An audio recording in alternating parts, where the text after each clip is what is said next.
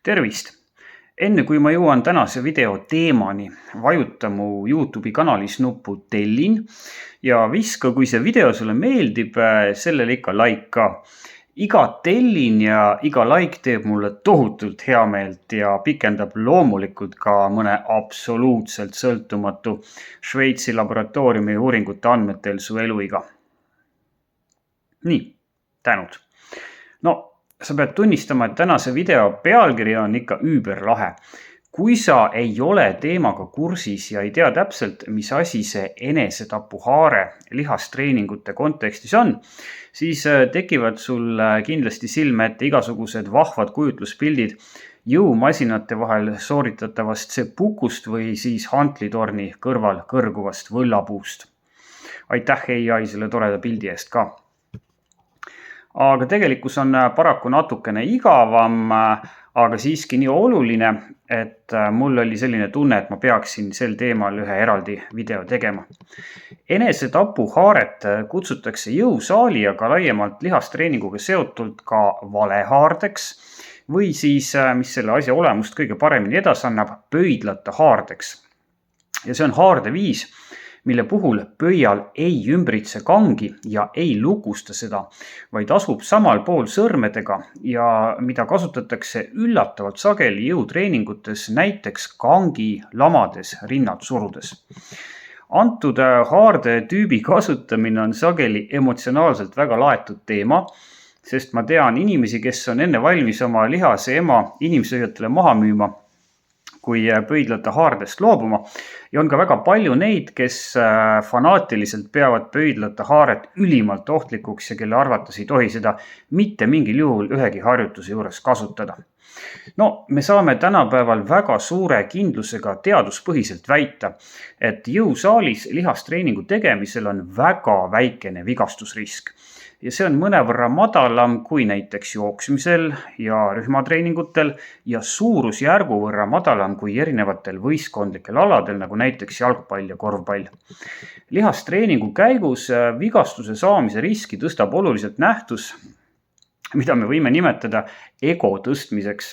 Ehk siis olukorda, kus lihastreeningu tegija laob kangile või võtab muidu kätte liiga suure raskuse, mis ilmselgelt ei vasta ta võimetele ja mida ta ei ole sageli, ütleme nii, loodusseadusi rikkumata võimeline eesmärgipäraselt käsitlema.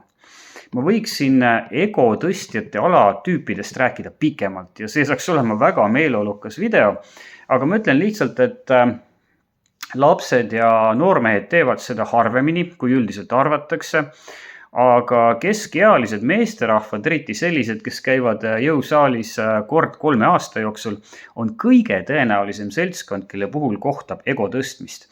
Ja seega on see ka seltskond, kes oma enese lolluse tõttu kõige sagedamini viga teeb. Pöidlata haare on minu hinnangul ego tõstmisega väga lähedalt seotud, sest ego tõstjate seas on see eriti laialt levinud. Ja seda tüüpi jõusaali külastajatega on ka suhteliselt tulutu arendada mõtteid, kas kangi peaks ikka sedaviisi käes hoidma. Peamiseks pöidlata haarde probleemiks on ebastabiilsus. Ehk siis olukorras, kus pöial kangi ei lukusta, võib see eriti suurte raskuste ja piirilähedase pingutuse korral peopesast välja libiseda ja sulle peale kukkuda. Kui sa teed enesetapuhaaret kasutades lamades kangi rinnad surumist, siis kukub kang sulle suure hooga rinnale või kõrile ja see võib tekitada ja on arvukatel juhtudel tekitanud tõsiseid vigastusi ja on ka teada juhtumeid, mis on lõppenud koguni surmaga. Kui sa teed rinnalt surumist suurte raskustega, siis ei pruugi antud juhul aidata ka see, kui sul on spotter ehk siis abiline, kes sind julgestab, sest pöidlata haarde korral libiseb kang peost ja kukub sulle peale nii kiiresti, et su abimees ei jõua sellele isegi reageerida. Pärast te lihtsalt saate koos emos istuda ja arutada, et kuidas küll seekord sedapsi läks. On levinud arvamus, et rinnalt surumiseks pöidlata haaret kasutades saad sa tõsta suuremaid raskuseid ja rinnalihast enam aktiveerida. Kui me vaatame teadusuuringuid, kus on võrreldud erinevat tüüpi ja erineva laiusega haaret kangi rinnalt surumisel, siis me sellele arvamusele kinnitust ei saa. Ja pigem me näeme, et enesetapuhaare vähendab keskmisel inimesel raskust mida ta suudab puhtalt rinnalt suruda. Asjale, no ütleme, biomehaaniliselt lähenedes ma näen pöidlate haarde puhul mitut probleemi. Esiteks peaksid sa kangi rinnalt surudes ja hea tulemuse saavutamiseks aktiveerima oma seljalihased. Ja seda on pöidlate haaret kasutades üsna keeruline teha vähemalt sama efektiivselt kui pöidlaga haaret kasutades. Teiseks on oluline selili lamades suruda õlad pisut taha ja kokku, ikka selleks, et rinnalihast paremini aktiveerida, aga pöidlate haarde puhul kipud sa õlgu liialt kokku suruma, mis aktiveerib omakorda liialt triitsepsit ja tekitab olukorra, kus sa pead lõpetama kordused enne seda, kui väsib ära su rinnalihas, sest väsinud on ära sinu triitseps. Üheks põhjuseks, miks enesetapuhaare ei ole lihastreeninguks mõistlik, põhineb nähtusel nimega propriotseptsioon ehk süvatundlikkus, mis tähendab lihtsamalt öeldes võimet tunnetada jäsemete ja oma keha asendit ilma neid vaatlemata. Antud võime on antud juhul tugevam, kui sul on kangi pinnaga parem kokkupuude ja stabiilsem haare, mis tõttu sa ei pea tegema arvukaid mikroliigutusi, et su ajul oleks üheselt selge, kus ja kuidas su keha parasjagu asetseb ja liigub. Aju tahab lihastreeningut tehes stabiilsust ja samamoodi on süvatundlikkus rinnalt surudes häiritud näiteks siis, kui sa tõstad seda harjutust sooritades oma jalad ülesse. Kui sa tahad ise katseliselt veenduda, kui oluline on propriotseptsioon rinnalt surumise puhul, siis sa võid teha lihtsa katse. Hoia ühes seerias kangi käes lõdvalt ja järgmises seerias suru kangi pöidlaga lukustades sõrmed võimalikult tugevalt ümber kangi. Kusjuures tee seda enne, kui sa kangi üles tõstad ja ära unusta surumast vastu kangiga oma väikest sõrme. Aju saab signaali, et olukord on stabiilne ja kontrolli all ja sa jõuad tegelikult oluliselt rohkem tõsta ja pikemalt tõsta.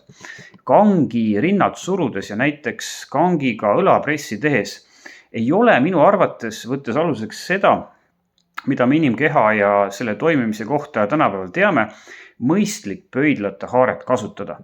Kui sa teed näiteks plokitõmmet seljalihastele, siis see võib olla okei, kui sa tunned, et see haare sobib sulle rohkem.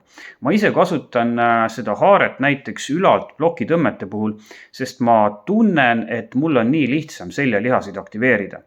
Ja kui mul raskus käte vahelt libiseb, siis ei ole tulemuseks mitte vigastus ja emosõit, vaid ma olen lihtsalt hetkeks kogu jõusaali tähelepanu keskpunktis ja sellega ma saan üldiselt hakkama. Kui me räägime pöidlate haarde kasutamisest kangi rinnalt surumisel, siis väidavad üsna paljud, et kasutavad seda haarde varianti, kuna seda kasutas ka Arnold Schwarzenegger. Ja see vastab tõele. Arnold kasutas pöidlate haaret ja kasutab seda siiamaani. Samas ta tunnistab ise ka, et see on ohtlik haare. Ja lisaks, kui me vaatame seda, mida me teame tänu teaduse arengule tänapäeval efektiivsest lihastreeningust, siis tegi Arnold omal ajal palju asju, võib-olla mitte valesti, aga kindlasti mitte kõige optimaalsemal moel. Aga tal on lihtsalt tohutu töövõime, raudne tahtejõud ja ta on lihastreeningu osas geneetiliselt nii andekas, et tema suguseid sünnib maailmas tõenäoliselt paar tükki 100 aasta jooksul. Seega, ennekõike lamades kangi rinnalt surudes kasuta ikka pöidlaga haaret ja lukusta see kang korralikult. Kui keegi tuleb sulle ütlema, et tema surub rinnalt pöialt kasutamata, sest ta tahab olla nagu Arnold, siis tasub talle kuidagi delikaatselt ja viisakalt meelde tuletada, et kahjuks ta ei ole Arnold. Jõusaalis näeme!